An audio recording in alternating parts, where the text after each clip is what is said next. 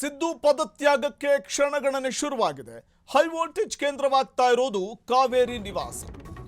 ವಿಧಾನಸೌಧದಿಂದ ಕಾವೇರಿ ನಿವಾಸಕ್ಕೆ ಸಿದ್ದರಾಮಯ್ಯನವರು ಆಗಮಿಸಿದ್ದಾರೆ.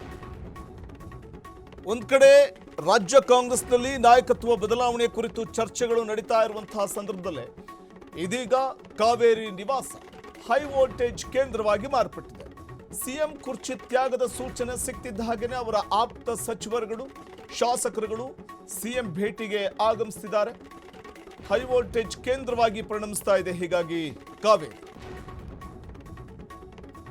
ಕಾವೇರಿ ನಿವಾಸದಲ್ಲಿ ಕ್ಷಣ ಕ್ಷಣಕ್ಕೂ ರಂಗೇರ್ತಾ ಇರುವಂಥದ್ದು ರಾಜಕೀಯ ಬೆಳವಣಿಗೆಗಳು. ಸಿಎಂ ಕುರ್ಚಿ ತ್ಯಾಗಕ್ಕೆ ಸೂಚನೆ ಸಿಗ್ತಾ ಇರುವ ಬೆನ್ನಲ್ಲೇ ಮೆಗಾ ಬೆಳವಣಿಗೆಗಳಾಗ್ತಾ ಇದೆ. ಸಿಎಂ ಭೇಟಿಯಾಗಿ ಚರ್ಚೆ ನಡೆಸ್ತಾ ಇರುವಂಥದ್ದು ಆಪ್ತ ಸಚಿವರುಗಳು.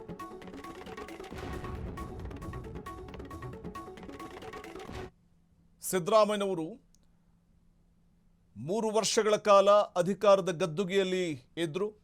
ಪವರ್ ಶೇರಿಂಗ್ ವಿಚಾರ ಚರ್ಚೆ ಆಗಿತ್ತು. ಕಾಂಗ್ರೆಸ್ ಅಧಿಕಾರದ ಚುಕ್ಕಾಣಿ ಹಿಡಿಯುವಂತಹ ಸಂದರ್ಭದಲ್ಲಿ ಸಿದ್ದರಾಮಯ್ಯನವರು ಮುಖ್ಯಮಂತ್ರಿಯಾಗಿ ಪದಗ್ರಹಣ ಮಾಡೋಕ್ಕೂ ಮುನ್ನ ಹೈಕಮಾಂಡ್ ಮಟ್ಟದಲ್ಲಿ ಪವರ್ ಶೇರಿಂಗ್ ಒಂದು ವಿಚಾರ ಚರ್ಚೆ ಆಗಿತ್ತು.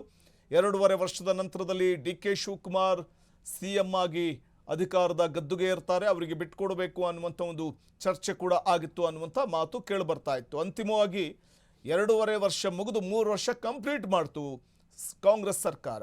ಹಾಗಾಗಿ ಈ ಸಂದರ್ಭದಲ್ಲಿ ಮಹತ್ವದ ನಿರ್ಧಾರವನ್ನು ಹೈಕಮಾಂಡ್ ನಾಯಕರು ತೆಗೆದುಕೊಂಡಿರೋದ್ರಿಂದಾಗಿ ಸಿದ್ದರಾಮಯ್ಯನವರಿಗೆ ಸಿಎಂ ಸ್ಥಾನದಿಂದ ನಿರ್ಗಮಿಸಿ ಅನ್ನುವ ಸೂಚನೆ ಹೈಕಮಾಂಡ್ ನಾಯಕರು ಕೊಟ್ಟಿರೋದ್ರಿಂದಾಗಿ ಸಿದ್ದರಾಮಯ್ಯನವರು ನಾಳೆ ಏನು ನಿರ್ಧಾರ ತೆಗೆದುಕೊಳ್ತಾರೆ ಅನ್ನೋ ಕುತೂಹಲ. ಇದರ ನಡುವೆ ಕಾವೇರಿ ನಿವಾಸದಲ್ಲಿ ರಾಜಕೀಯ ಚಟುವಟಿಕೆಗಳು ಗರಿಗೆದರ್ತಾ ಇದೆ.